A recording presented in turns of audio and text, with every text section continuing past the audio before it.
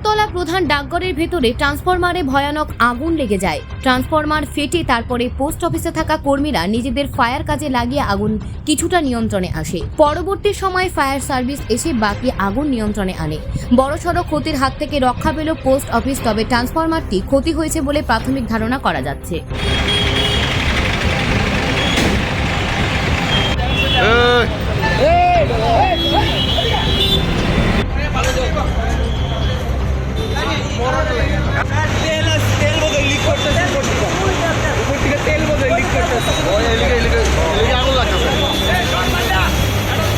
আমরা উপরে আমরা একটা মিটিং চলছিল, হঠাৎ করে ব্রাশ মারছে।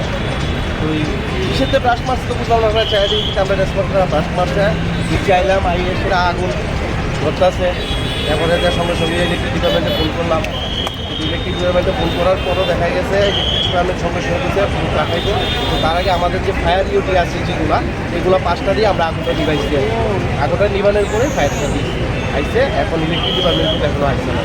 যদি ঠিক সময় আপনারা না নিবাইতেন, নিশ্চয়ই ঠিক সময় যদি না নিবাইতেন বা ঠিক সময় না নিবাইতেন বিপদ প্রচণ্ড পরিমাণে বিরাট বিপদ হয়ে যায়। কারণ আগুন প্রচণ্ড পরিমাণে ছড়তেছে। আগুন করে এটা ওই যে তেলটা দেখে এই যে তেল লিক করছে, তেলের সঙ্গে সঙ্গে আগুনটা চলে গেল কইলে।